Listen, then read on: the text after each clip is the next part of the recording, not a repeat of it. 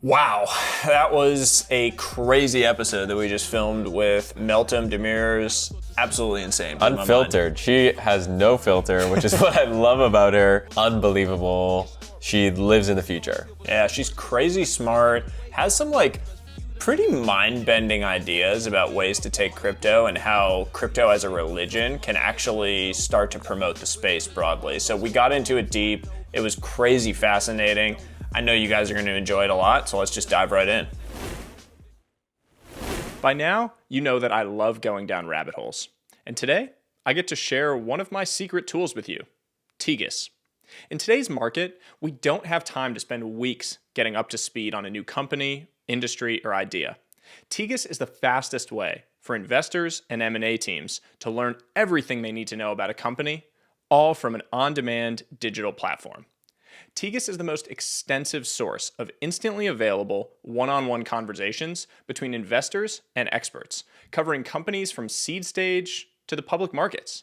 Just log in for instant access to 25,000 plus transcripts that are instantly searchable. To get a free trial today, sign up at tegas.co/room. Again, to sign up for a free trial, go to tegas.co/room. You won't regret it. 2022 is a great time to take control of your sleep. I used to sleep like crap, but not anymore, ever since I found Beam CBD's Dream Sleep product. It's been a complete game changer for my sleep.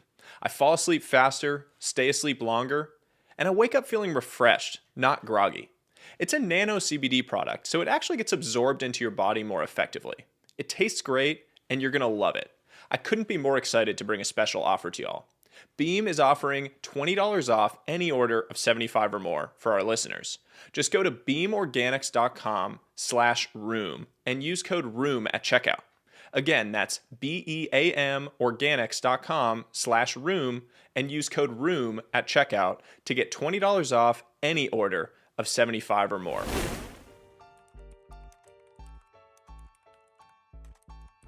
I feel like you're more crypto than I am right now because you're wearing the Wagyu. I wore it for you. Wow. But Is he opposing? Is he, I you know? fucked up. I wore it for you. Am I a poser? I did not wear a I could Wagyu be- shirt. I could be what's up with that? Maybe I'm He's like nouveau crypto. Yeah, maybe I'm a wolf in sheep's clothing. I don't know. Wow. That's what the W stands for, right? Wolf. No, I did. I speaking of literally wore which- it for you. Have you tracked this NFT game, Wolf? No, what is It's it? like a wolf game, and there's sheep, and you shave the sheep and you get wool. Honestly, people will say a word, any word, and it triggers me because there's a crypto thing that involves it. Okay. Say a word. Say a random word. Baseball. Okay, baseball NFTs. Yeah. NFT baseball cards. You say a word. It's surprisingly hard to come up with a random word on the spot, by the way. I is. struggled with that. I was like, I mean, pants. Pants. Fashion NFTs for pants. Yeah. And also Unisocks to go with your course. pants. Yeah. $115,000 pair of socks. Do you know about Unisocks? no. Fire. What are Unisocks? Fire. It's how many socks did they issue? 500? Something like that, yeah. Yeah, so Uniswap issued a token called Unisocks that entitled you could redeem the token for a physical pair of white knee-high socks that have the pink unicorn on the side. That's actually kind of fire. And those tokens are now trading at anywhere from $115,000 to $140,000. Do you still get the physical socks? No. Or now you just get the token? So you redeem... You have to redeem the token, yeah. But when people go to an event, they'll wear their Unisocks, and it's the biggest flex ever because there'll be a guy in the corner wearing a fancy watch and head-to-toe designer whatever, and there's a random crypto person in the corner wearing their Unisocks. You're that person's literally wearing a Range Rover on their feet right now. But that's kind of fire. That's I went to the amazing. EtherRocks party that you hosted, EtherRocks, which was yep. absolutely fire. Great party. Meltem throws absolutely bomb party. So if you ever get invited to one, you got to go. But I went to this party, and the biggest thing with it that I came away with, other than the fun time, was this whole idea of we're all status signaling monkeys. Yeah. At the end of the day, that's we go through life, whether we know it or not, and whether we're willing to admit it or not, just trying to status signal that we are like attractive, that we're rich, whatever, just so that you can procreate and have sex. Like that's human nature or whatever. It's the reality of it. But that's why I bought an EtherRock. So the minute I looked at EtherRocks, I was like, this is the perfect digital flex, because the image itself is a free clip art image. There's zero originality in it.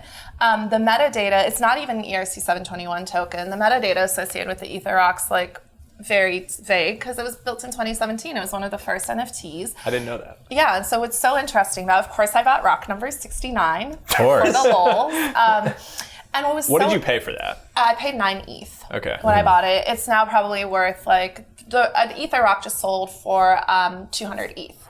Kane Warwick bought rock number 62, so my neighbor. But what was really interesting about it is we've built this community now around EtherRocks. We call it Stonehenge. So there's a bunch of different people in it. Some people got into EtherRocks early. Some people got into it later. Harela Bob, right? Bob, he bought 4 of them because he's a complete Chad. But what's really funny is we've kind of built this community around EtherRocks. There's only 100 of them. There's about 70 of us in the chat together. And one of the things I realized, like, wait a minute, this is a community, right? And a lot of what's happening here is you're signaling you're belonging to a tribe. And what's the ethos of the EtherRock tribe? Like, it's fun, it's weird, it's a little bit sassy, because it's basically you're lighting money on fire, which is a flex in and of itself. And that's why I wanted to do the event. We're gonna do an event here in Miami as well that'll be, similar but slightly different from the one we did in New York. But EtherRock ownership is like membership in an exclusive club. And what's really funny is, so I got an Apple Watch just to show off my EtherRock. And I was out with my friend. He was wearing his Rolex. I was wearing my Apple Watch with the EtherRock on it. We took a photo. I was like, which one of these is a bigger flex? I write a Rolex like $30,000. An EtherRock at that point in time was $3 million. So it just helps sort of reshape our perception of value. And so much of value is societal, right? It's mimetic. And again, scarcity is artificial, right? Like Rolex can make as many watches as they want. Gucci can make as many pairs of shoes as they want, right? And so again, I think what's been really interesting to explore is like there's a whole cadre of people in crypto who have made money, but they're not motivated by the same status symbols as prior generations. They don't want to buy yachts. They don't want to buy private jets. They don't want to buy, houses. They want to buy digital rocks. They want to buy Unisocks. They want to buy membership in DAOs. They want to build cool things. So I think what's been really cool to see and what I'm excited about, like my vision is in the next decade, I want to mint 1 million new billionaires who have a radically different view of what we should value as a society. I have a question about security. Okay. So Greg is like, I'm concerned about Greg is concerned. This has been on my mind. So I was in the Bahamas this weekend. Okay. And did you visit the FTX campus? I did not. Okay. That's on the main island, right? FTX campus? That's right. Yeah, so you were in what? Harbor Island. Yeah, Harbor Island. It's like a tiny little island. Little wedding there. Okay. And you had a little vacay. Had a little vacay, and Jack Butcher, who you might know, basically sold a bunch of like nouns, sort of apparel. Yeah. And I've got some cryptodes. You've got some cryptodes. Are you staking your cryptodes? I'm not staking my cryptodes, but I've got ones, the nouns ones, which are the most high valued. Yeah. So I bought some of the merch. Anyways, I'm packing for my trip, and I'm thinking to myself, like, do I want to wear my nouns hat?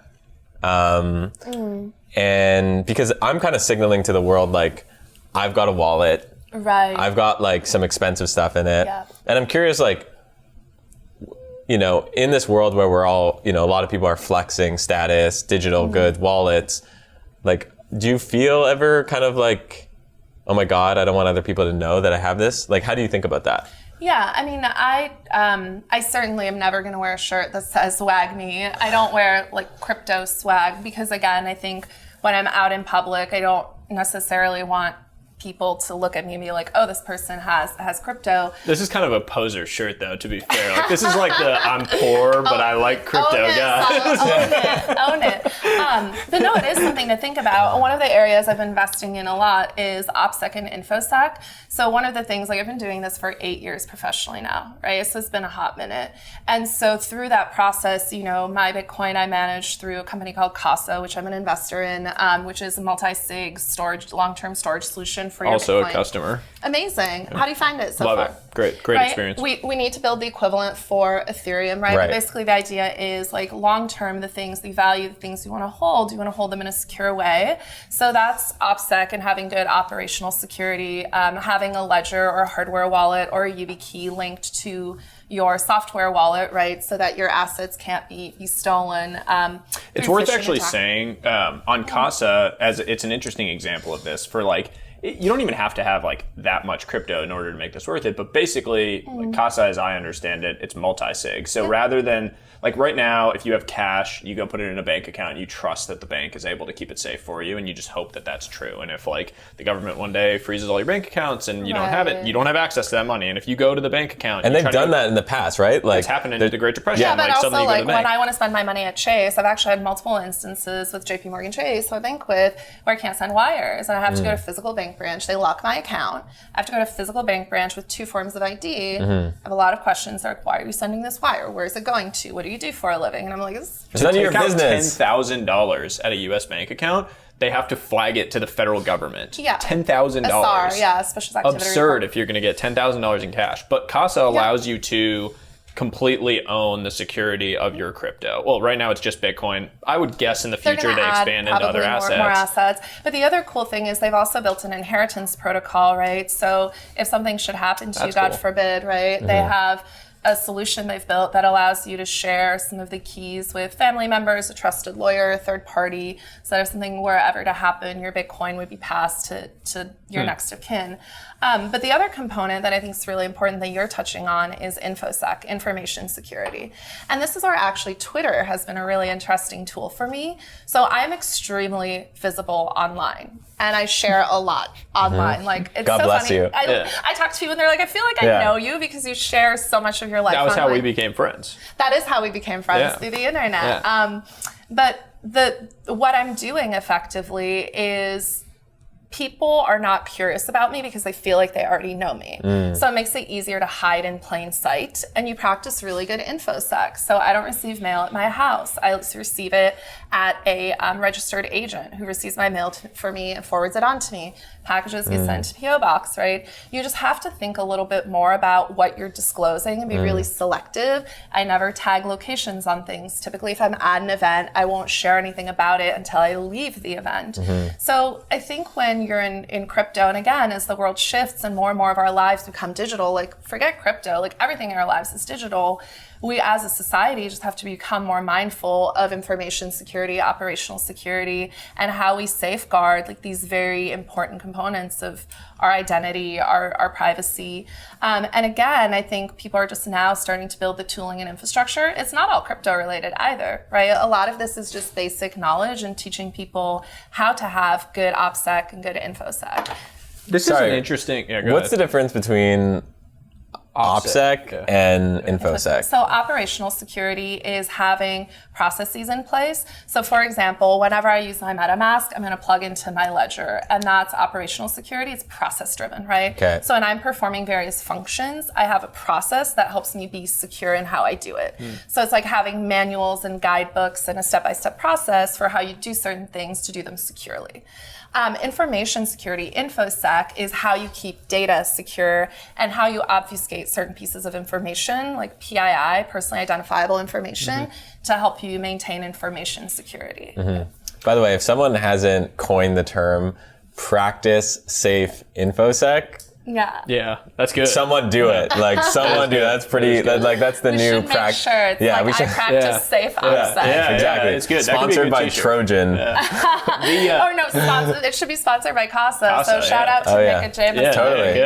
I spoke to him last week. Me too. They're awesome. They're Super amazing, interesting. yeah. We've been on that journey together for almost 3 years now. I mean, it's been interesting because the mentality around security is shifting, right? A lot of people initially were like, oh, I'm not going to spend $125 or $1,800 or $5,000, right? The different pricing tiers on this. But as the value of crypto goes up and as people have NFTs and baseball cards that are digital, or maybe they have, like I now have digital furniture, right? People start to think a little bit differently because again, we're not accustomed to digital security. We think a lot about our physical security, but we never think about our digital security. So I think there is a fundamental paradigm shift. And actually, I think one of the really interesting things, something I've been really excited about, which I want to get into, is like I do feel like we're building the tools and the infrastructure to start to enable new models for small communities to organize, to become more self-sovereign, and to build resilience and security through decentralization and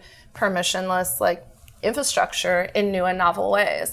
And so I got a place in New Hampshire earlier this year. I've been spending a lot of time there with other Bitcoiners. I'm trying to get a lot of Bitcoiners to move to the area. The slogan for New Hampshire is live free or die. So it's very like apropos. Yeah. That was where I used to go as a kid to buy fireworks to go do stupid shit. Was because like New Hampshire, in Massachusetts, you couldn't get fireworks. And so we'd drive up to New Hampshire and go buy a bunch of fireworks to go do our dumb shit. Right. And that was like, you were allowed to, and you couldn't. There was no sales tax. No sales tax. Because no government theft. And so we were able to drive up there and go do that stuff. But well, the government's very small, right? So what's interesting about New Hampshire is the government's very small. For example, like my trash gets picked up one day a week, and then on Saturdays I drive to the town dump. And you like take your own recycling. Yeah. So it's very much like... Yeah, it's like libertarian. It's much more libertarian a little culture. Bit, yeah. Okay. So talk about this idea. I want to go down the rabbit hole on this a little bit with you because it's fascinating. So sovereign city-states and crypto... Let's take one step back, Please. though. So one of the things I've been really interested in lately is belief, right? So... money is a collective fiction, right? We don't need to get into this whole history of money. Like, let's start with the number 0. Humans are narrative. We're storytelling creatures, so it's all stories. Exactly, right? Like mythos, mythologies, stories. That's how we've transmitted history through time. That's how we remember who we are, right? And the stories are really just like fragments we've pieced together. They've changed and evolved over time to fit whatever narrative we're trying to create. And it's always the victors who tell the story, right? Who tell our history. But there is this really interesting movement. So historically, right, people organized around religion, around belief, like around their perception of what's happening, why we exist, what's going on. We have this really interesting shift that started to happen where our societies are no longer driven by organized religion, right? It's no longer really driven by your belonging to your nation state, right? Like nationalism is not as prevalent as it was probably 20, 30 years ago. And so what's really interesting is there's this huge religious movement that's taking place. It's the spiritual but not religious movement, or SBNR. And the Harvard School of Divinity has done a lot of great research and writing on this. And under their estimates, they estimate about 40% of the US population is spiritual but not religious. They don't belong to a religious organization. They're not a part of a church. And what's really interesting is globally, this trend is also growing, right? With secularization of society, with people becoming more, technologically oriented. So there's this really interesting spiritual void that's being created, and people are filling it in different ways. I think Bitcoin was actually the first technocratic religion, which is super interesting, right? You have the myth of Satoshi, which is sort of the origin story. You have sort of the early days of Bitcoin and the Bitcoin Talk Forum, which is like our gospel. Like people quote Satoshi on a regular basis. I have like a set of Satoshi quotes I like to use. And so we've built this mythology and this rich pantheon of characters around Bitcoin. And what starts to become interesting, right, is how do we start to give this movement like its own mythology? We already have our own terminology, our own lexicon. We have our own rituals. We have our own icons, right? The OPSEC and InfoSec, it's a ritual. Plugging your ledger into your computer is like you going to church and doing your ablutions, or you going to synagogue and like going to pray. So I think there is this interesting sort of thing that's emerging, and I think people are really uncomfortable by the term religion. But religious organizations are not necessarily about religion in the traditional sense. They're really just about belief systems, right? And people having shared identity. And community, right? Exactly. It's about shared identity, shared beliefs, shared goals, and that community you build. And our community is on Twitter, which is crazy. Yeah. It is. I mean, you're blowing my mind a little bit here because I've never thought about it in this context. But if you really do, like I read Yuval Noah Harari had that book, Sapiens, yeah. which was like an amazing treatise on all this stuff. He didn't really get into Bitcoin much, I don't recall, around money, because I think it was written before a lot of that happened. Second book, 21 Questions, right? When to do it, or which one? No, he or had a follow-up. The follow-up to Sapiens has a little bit on it. But what's really interesting, right, is if you look at Bitcoin not through a technology lens, but one of the interesting things that happened, right, in like 3,000 years ago in ancient Greece, the way that philosophers and scientists looked at knowledge, right, there were two branches. There was real physical knowledge, which is chemistry and math, right, like observing and understanding the physical world, and then there was the esoteric. Right, and the esoteric was like philosophy, but it was also magic and astrology and divination and all this like weird shit. And somewhere along the path, we focused only on the hard sciences and we forgot about the esoteric, right? But we're like literally creatures living on a rock that's hurtling through space at 60,000 miles per hour. We need the esoteric. And so what's been interesting is people are getting really into esoterica, and crypto kind of combines the two because it has elements of mysticism and esoteric in it, but it's also based on math, right? On verifiable mathematical computation. And so by combining these two together, it's sort of like a reunification of these things that were separated long ago, but belong together as a whole. So I actually think there's a really cool opportunity. I'm going to bring it back to New Hampshire. Look at him. He's sitting here just like... So there's a really cool opportunity. Should have microdosed before this. Okay, if you're not watching this video, if you're like listening to this in your ears, literally... We might create a meme out of the face I just made. Sahil his mind is blown. Continue, sorry. No. So I just want to bring it full circle to New Hampshire. So what I think is really interesting, one of the things I'm going to try to do over the next few years is build a church. So when I say a church, it's a religious organization which enjoys certain tax benefits under US tax code. And if we think about the wealthiest institutions of this country, they're religious organizations. The Mormon Church is fantastically wealthy. The largest landowner in America. The Church of Scientology, fantastically wealthy. The Vatican, fantastically wealthy. So if we can build a new religious organization, a set of shared beliefs, a set identity around this new like technocratic money movement called Bitcoin, what we can start to do is amass a large amount of financial capital that helps us shift the political climate in this country, to put new leaders into place to build a new political party, which I think is really important. It helps us shift culture by funding new cultural institutions, which also enjoy tax benefits. But think about like the state of education today. We all know it's fundamentally broken, but how do we fix it? We can create new educational institutions that are funded by a religious organization. And then lastly, we can create new social structures. And the social structure is this idea of a small community, right, of self-sovereign individuals who have, who adopt Bitcoin, right, or other cryptocurrencies as their currency, but also use open source tooling and infrastructure, whether it's DAOs or other primitives that are being developed or things we haven't even dreamed up or coded up yet. And they start to use these tools, and you couple that with distributed computation, publicly owned internet infrastructure, ISPs, telecommunications infrastructure, and small scale nuclear reactors, right, with companies like Oklo. You start to bring that together, and you start to see the development of a new type of city-state, right, that is self-sovereign, that becomes a haven, a refuge for people who are like-minded. And these can start small, but they grow over time. And that experiment's happening across the world as these crypto people and their capital are going to these different places, flocking together and building these small communities, but we can start to scale that. And it's starting online too, right? Yeah. So you're like, it's digitally native. It's you start online and then you gather the people and then you're like, Discord. Okay. It literally starts on Twitter and Discord. Exactly. But that's why, again, the party, like the EtherRock party, right?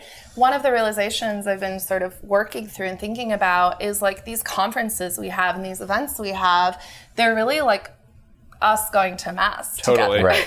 Totally. Well, it's and Mecca. the energy that gets created, right? It's going to Mecca. Yeah, exactly. Going on the Hajj. Like the energy that gets created and the connections that get created, they catalyze and like compound over time. But that has existed. Like the thing it's not novel. I think but I think about all these things in like I'm a peon, like whatever. I come from like a traditional world and I'm trying to understand all of these things. And so for me, I'm drawing analogs to what has existed. And I think about like what you're saying there Berkshire Hathaway, like Warren Buffett, is a religion for a lot of people. People, literally 50,000 people a year go to Omaha, Nebraska to go worship at the shrine.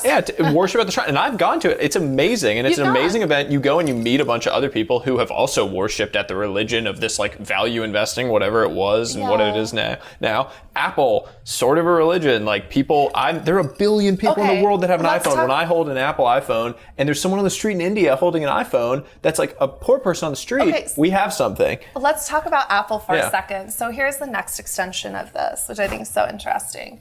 So we started with cathedrals, right? Like cathedrals were the first monumental structures that got built after the pyramids. So the pyramids were built. It wasn't until 4,000 years later that humanity was able to build a structure taller than the Great Pyramid of Giza. That's crazy. Why is that? Why is that? Do we know? Because of slavery? No, like they used slaves to build Dark Ages and the rise of organized religion, right? And if you've read The Immortality Key by Brian Muraresku, it's a great book about ancient cultures and their relationship with the esoteric. Right? It's a super interesting book. Joe Rogan Immortality Key? The Immortality Key. All right, I'm going to check it out. And it's about humans, like our relationship with the divine and the inexplicable, right? But organized religion basically like sought to crush the esoteric. And when that separation happened, there's another great book called Man's Search for Meaning by Albert Kessler. One of the best books I've ever. So good. Yeah. But it's about that separation, right? But so think about this. It wasn't until 4,000 years later we built a cathedral, right? And then cathedrals became the things that civilizations built. Now, the cathedrals of capitalism, right, are skyscrapers. If you look at the way Apple is using architecture in the Apple stores, right, this is a concept that like Corbusier was really passionate about. And what he was building as an architect is these halls that felt like churches. It's the sparse marble. It's minimal. It feels vast and kind of isolating, but at the same time, it feels inspiring. Like going into an Apple store is, in many instances, like a quasi-religious experience. And so this physicality of it and the structures we build is also so interesting, which is why I'm really curious to see, again, as people in crypto start deploying their wealth into building small-scale cities, into like moving to islands or other locales and building things, like what will we build together? But there is this like really interesting linkage if we look at all these artifacts around us, right?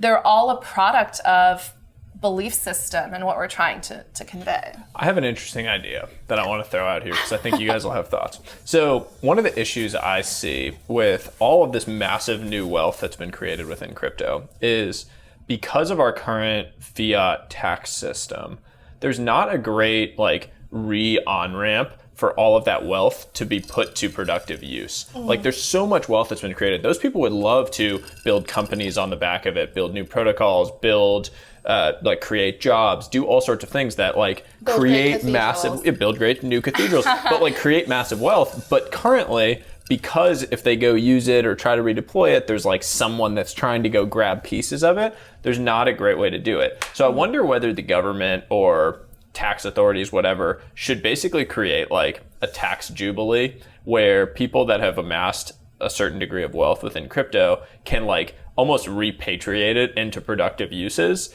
for free. Like no tax on the capital gains that they've created. So that's kind of the concept of opportunity zones, right? Totally. Like an opportunity zones for crypto. Okay, but how about we don't give any money to the government, which is absolutely incompetent and engages in a tremendous amount of grift. Yeah. Right? Because some of the worst capital allocators in the world. Yeah, but the system is just too large, right? It's gotten so large and so cumbersome. Like, it will collapse under its own weight. It's inevitable. What if we instead gave that capital to a religious organization? And you got a tax deduction. Or the religious organization invests that capital. It effectively becomes a hedge fund housed inside of a non-taxed entity. Yeah. And grows wealth there and deploys capital along, the spiritual or sort of societal aims of that particular organization. So as long as that organization then was like community owned and governed, so it's not like one person is the king of that religion and gets to decide where it goes. I agree. Or the queen, sorry. Yeah. Well, it'd be community owned. It would be the queen. It would probably be you. I've never fancied myself a cult leader, although I do joke like I'm going to start a cult. But it's interesting to think about like a community owned, amazing, decentralized. You missed that. What? She's like, I'm not a cult leader, but I do joke that I am starting a cult. I am starting a cult. I do run a cult, but I'm not a cult leader. No, but if you could have that be community owned, so now like people are able to contribute the wealth creation into this entity that is community owned and can make decisions on behalf of this massive religion. And this is called a DAO. Yeah. Right, exactly. Decentralized Autonomous Organization. And again, the tooling around DAOs is still really primitive. I'm a member of a number of DAOs. I've run a number of DAOs.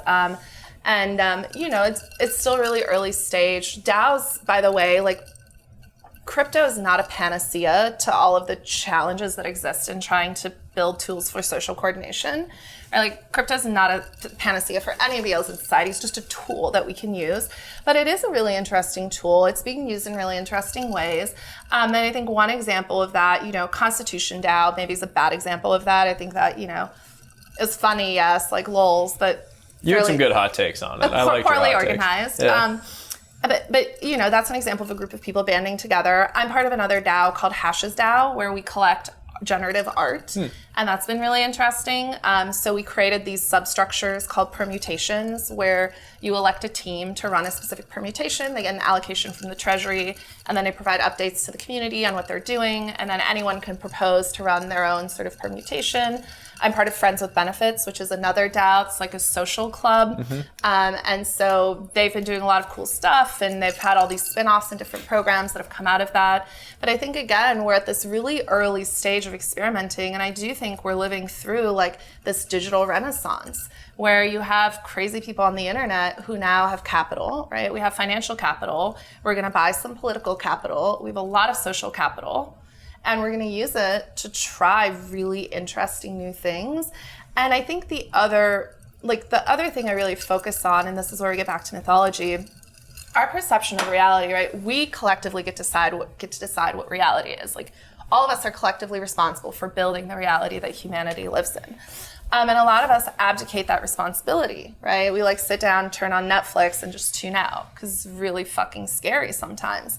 But I think one of the really cool things we can start to do with crypto and crypto capital and crypto wealth and these new structures is build new narratives and shift people's perception of reality to create a more optimistic and hopeful vision for the future. And that's happening.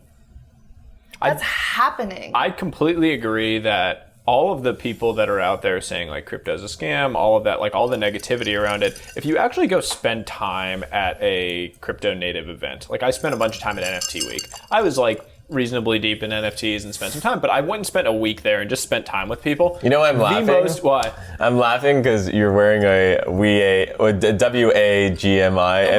WAGMI. New York. I stole it from one of the bars. Like they had these t-shirts from some venture firm that was trying to like say they were a big crypto venture firm. I went and just grabbed the shirt. Do you know what WAGMI is? Of course. Yeah. You're going to make it. Yeah. We're all going to make it. Yeah. But the A is really important. Yeah. We're all going to make it. You know what my initials are? What are they? GMI. GMI gonna make it. I love there this you go. for you. We're good. You are GMI, Greg. We're good. You are GMI. Yeah. But like my point, make it. these people in general, it's a very positive sum and very optimistic future group. And so that's the funny thing that I think is like if you went and talked to a bunch of people that are working in crypto, working in Web3, building these future things, all of them are driven by like we're all gonna go do something. Right. This is collective. That was Constitution Day. We can say we hated it. We can say we liked it. It's kind of cool to just see people coming together around something, no matter what, because we don't see that often around positive energy. Yeah. Normally, it's like I'm gonna come together to take down this other group because I hate them and whatever it is. And it's kind of cool to just see it in a positive spin. Greg and I have this whole idea about going and taking a board seat at Twitter with a DAO to like go fix Twitter because we think it's broken, and so we like form a DAO to go try to assume Twitter. a board seat. But you use Twitter. You love Twitter. I do. Greg doesn't like Greg's That's Twitter. my stand. We're in the same boat. If Twitter was a better if Twitter could improve its product, it would be so amazing. But Twitter can never improve its product because it's a public company with shareholders, and Twitter doesn't serve as customers; it serves as shareholders. But what if a community DAO was one of the board seats, or like had a significant holding on the board? Like I serve on boards. Like the board is not really like culture is. Yeah, the culture at a company is really driven by its leadership, and I'm actually really sad that Jack stepped down from the CEO role at Twitter because he really was the culture. And say what you will, like maybe they didn't ship anything new, but I think Twitter's primary appeal was that it was unchanging and it was uncompromising in its approach. And now we've like lost this bastion of free speech, right? Just today, the new CEO came out and said you can no longer post images of people in public, which means you can't post police brutality videos, you can't post protests, you can't post memes. Like, memes. You're right. It's actually insane. That can't be right, though, but right? Think about what that does. Yeah. Like, free speech dies in darkness, right? Democracy dies in darkness. And democracy is fucking dying right now. Look, there are certain people on the internet that I don't like. I don't agree with a lot of people's viewpoints. But that doesn't mean that they don't have the right to share their perspective. Right? We have the Biden administration coming out and openly saying we're looking at banning the social media accounts of people who do not believe in vaccines. That's crazy. Yeah. The fact that no one thinks that's absolutely bonkers, right? Yeah. It is mind-blowing to me. It's like fucking crazy. We're in a society We're talking now about censoring free speech openly. Yeah. And people are like, yes, let's do that. I'm like, this is crazy. This is what happens in fascist countries. Yeah. Do you think much about decentralized social and where that's going? Yes and no. I think that decentralized social is something I don't really understand, to be totally honest, because it's to your point, right? Like the network effects of social are so important. And because we've all, and this is actually like, I think one of the core issues is like reputation and clout and how you take your accumulated reputation with you as you move from platform to platform. I just invested in a really cool company project that's working on enabling platformless applications by bringing back the RSS feed. Do you remember the RSS feed? Of course. Okay. And then like all of the platforms basically realized if I have an RSS feed, people are not going to be on my platform. I don't get their eyeballs and I don't get to monetize these customers, these users. So the RSS feed, right? All of the major websites, all of the major like news sites, all of the major platforms turned off RSS. And so the same challenge exists in crypto, right? Like you have all these wallets, you have all these sites you have to visit. There's no like RSS feed for Web3. But the ultimate vision, I think, is we need infrastructure and tooling and developer tooling in particular that will help you pull in all of this data and effectively like gather information from a variety of different sources, but surface it in any application. So effectively, you have platformless applications where you don't require the platform and you don't need to visit the platform. The data gets pulled into whatever front end you want to use or build or interact with. But I think until we resolve some of the underlying like infrastructure issues around how these apps work, it's really difficult to imagine decentralized social. Because again, I think it's very difficult to say to someone who's invested thousands of hours of their life of building up a persona and a following, say, okay, go here and start from zero. What we need is something that makes the Twitter platform irrelevant and effectively enables us to pull in like Discord and Twitter and Instagram and all of these sort of data points, as well as our Web3 data, like our Web2 and our Web3 footprints, and bring them together and surface them in any application, right? Have you looked at DeSo? I have looked at DeSo. What do you think of that? What is DeSo? Sorry, I don't know what it is. Decentralized social. It used to be called BitClout. Oh. So they changed the name of BitClout? BitClout, yeah. Oh, so Nader Al-Naji, who built another project before, like a stable coin basis that got shut down. Raised like $150 million or something. Prior thing or for BitClout? For his last company. Okay. Yeah. I think he was working at Google or something. Okay. He was working at, he was a quant trader at D.E. Shaw. Okay, there you go. Oh, him and Jeff Bezos. Okay. Raised like $130 million for a stable coin startup. Ended up giving back like most of the money. Okay. Started BitClout as this anonymous... It's a decentralized social network, but the thing that BitClout did, that also Handshake did, right? Yeah. So Handshake is a DNS protocol, so domain name service protocol. Basically what they did is on BitClout, they allowed anyone with a existing Twitter profile to claim the equivalent on BitClout, right? So you wouldn't have the zero start problem. And then it enabled people to basically buy creator tokens for anyone on Twitter, right? And Twitter was the first platform they sort of linked through to. So people can buy Meltem Demirors tokens. I have not claimed my BitClout account, and I don't plan to. Sorry, I touched my microphone. Sorry. You're good. Touching You're my good. microphone. You're touching good. You're all good. the things. You're good. But I think the challenge again is like all of the actions on Twitter.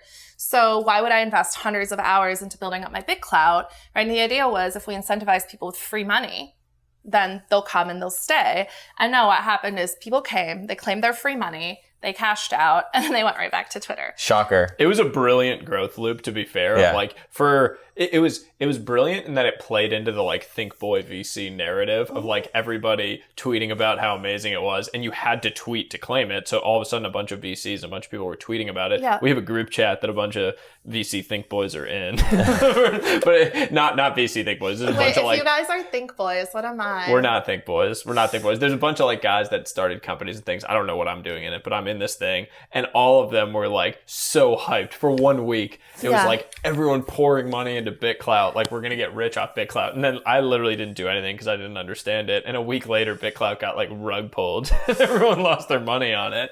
No, well, what happened again is like, effectively, they were trying to bootstrap a network using greed as the incentive, right? And actually, that's what works really well about crypto and Bitcoin, right? Like the thing that gets people into crypto is not the tech.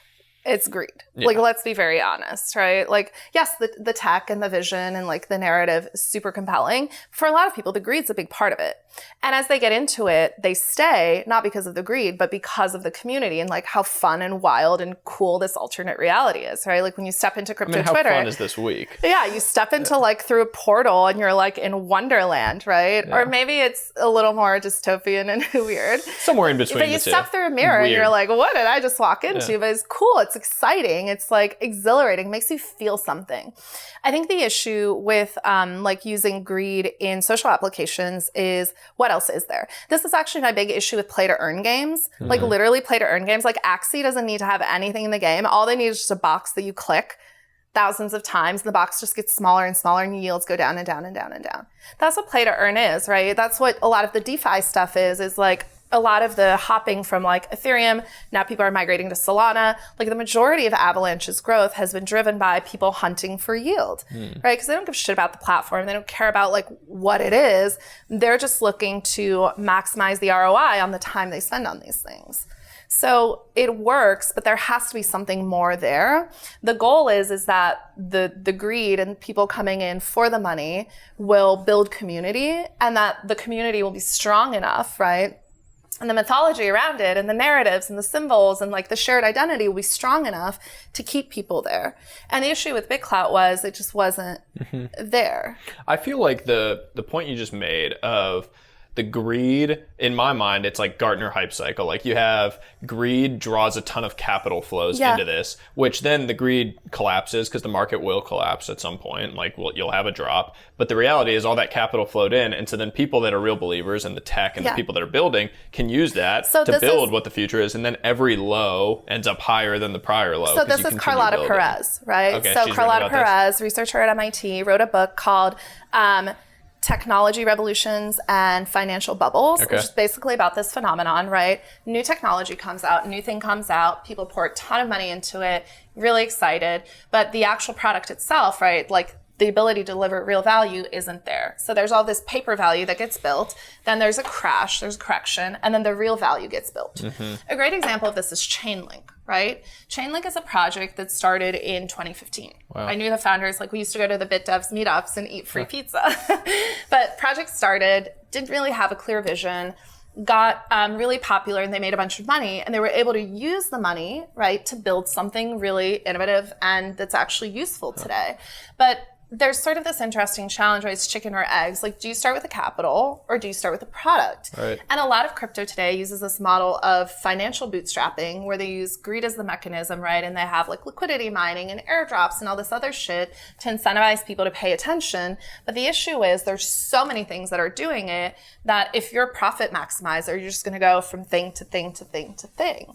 So at the end of the day, really what gets people to stay is the community, right? And it's the stories, it's the mythology, it's the experiences. So I think the communities that do best or the projects that do best or the protocols or the ecosystems that do best are those that are able to figure out how to build that community. So what advice do you have? We have a lot of listeners who are into Web3. They want to build something.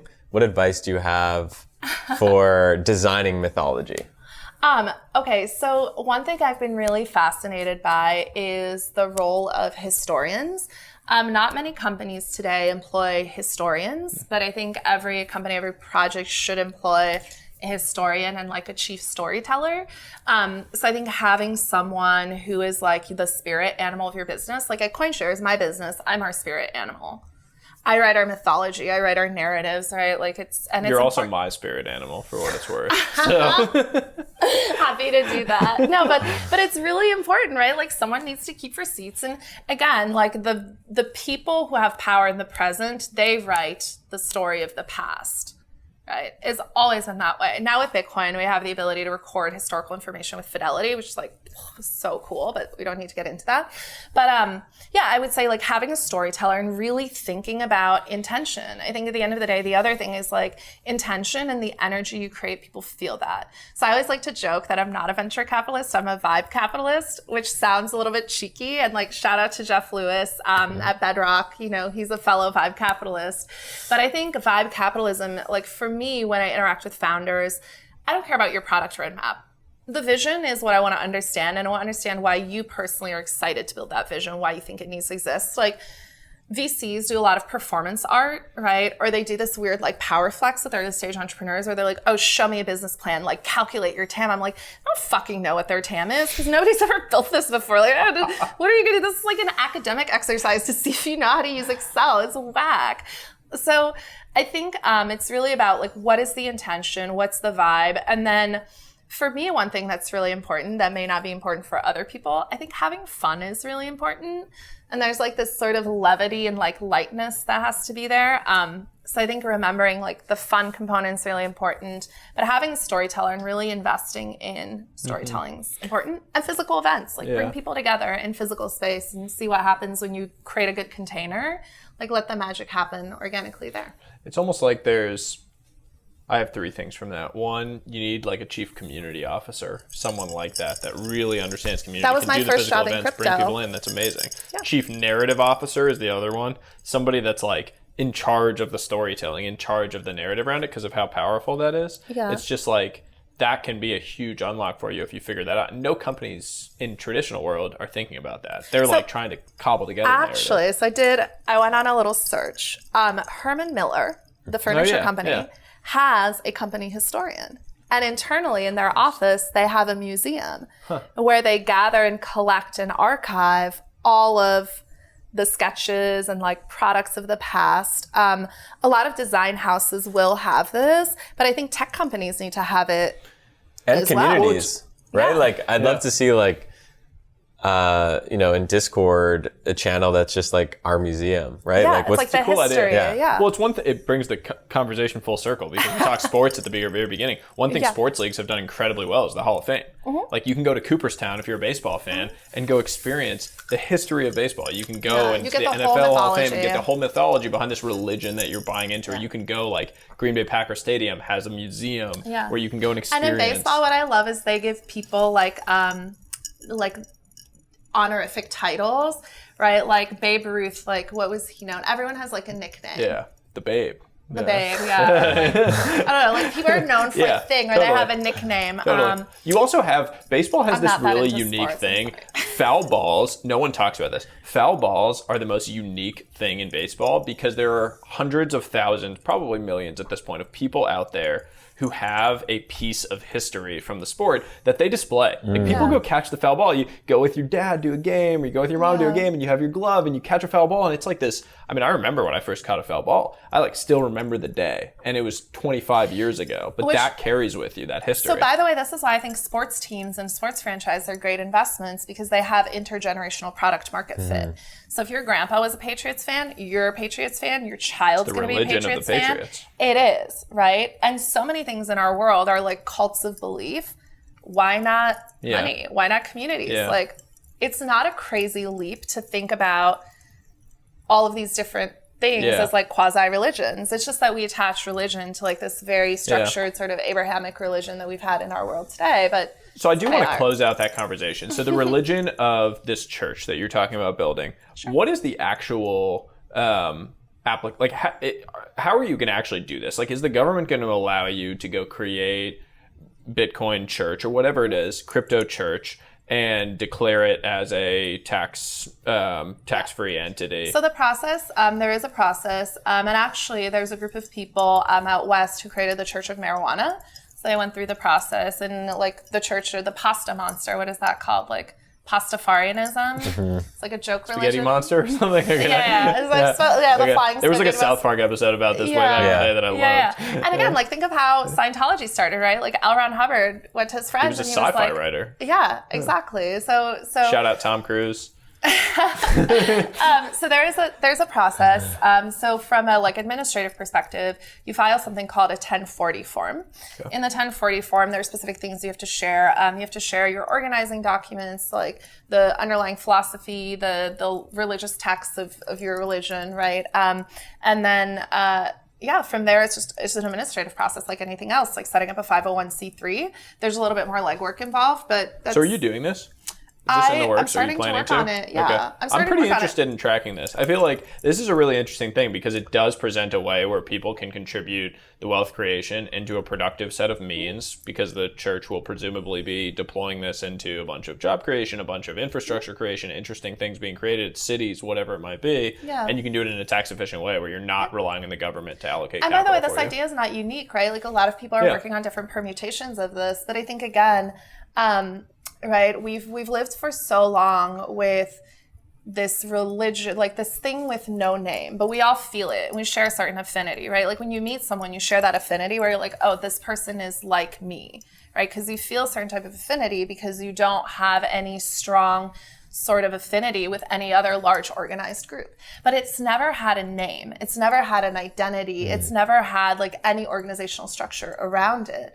So one of the interesting questions, and I recently went to this weekend retreat with like people from the divinity and theology space, with technologists, with like social activists, where we talked about this, right? We were like, okay, if we created a new religion, what would that look like? And one of the questions is, would it be like this large hierarchical structure like the one we have today? Will institutions of the future look like institutions of the past? Or can we create an open source blueprint complete with open source money that will allow people to build this at small scale for smaller communities, and it's more decentralized, and it's like a mesh of these little cells that are all slightly different and slightly unique to the people who are parts of those communities and like the regions where they live and their preferences, but are sort of unified through the underlying open source infrastructure they use because it's all compatible. Right? So there are these interesting questions around like how we organize, but I'm here for it. It's fun. And I learn by doing. That's my job. Yeah. Like I literally just do a bunch of weird stuff on the internet. You got the best job in the world. I love your job. Yes and no. I have bags under my eyes often. Yeah, but that's because you're working on cool shit. And that's a good reason to have bags under your eyes. Build things, and like what's the most fun for me is when I talk to an entrepreneur and we start working on something and I'm like, yes, but then add this. I'll introduce you to this. We'll bring in this, and then we'll go get this money here and put it in this. And then all of a sudden when we work together and like mind meld and share that same wavelength, we can take something that was like a 5 out of 10 idea and make it a 10 out of 10 idea. Bags under the eyes, but Prada shoes on the feet. Yeah. Best job in the world. We're going to wrap here.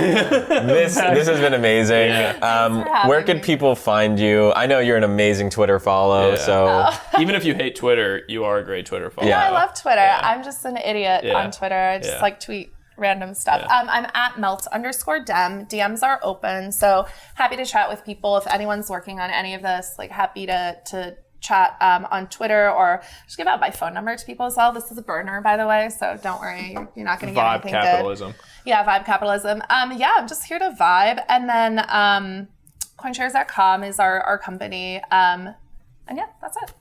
This was awesome.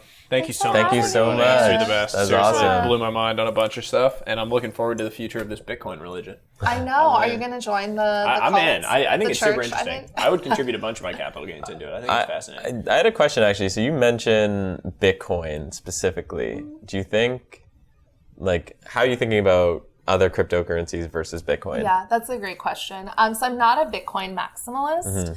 But for me, Bitcoin is sort of unrivaled and unparalleled in the pantheon of cryptocurrencies. And It's funny. I get a lot of criticism from everyone. Period. Honestly. Like being a woman on the internet with strong opinions is everyone's like, "Hey, fuck you." I'm like, cool, bring it. It's great. Come at me. And I'm like, yeah, I love it. I love controversy. I love arguing. You're not afraid of a fight. No, I love like it. that. I'm happy to fight. Yeah. I'll tussle. And I bring receipts. Check the receipts a couple years later. Yeah, call me. I have CVS receipts. They're long as fuck. Bunch of coupon codes on them. Try me, bitch. $2 off shampoo. By the way, also you said this. I love it. My memory is very good. I keep a long track record. Dig it. But to me, like Bitcoin, right, in the pantheon of all cryptocurrencies, what Bitcoin has done and what Bitcoin does is unique. And a lot of it centers around the myth of Satoshi, the fact that there is no central organizing entity. Every other protocol has a central organizing entity. It has leaders, it has rulers, it has kings, it has monarchs, right? And they're all men. It has monarchs. Bitcoin is the only thing that doesn't have that structure, right? And proof of work in and of itself is actually, I think, going to be one of the things that brings humanity into a new age of energy production, right?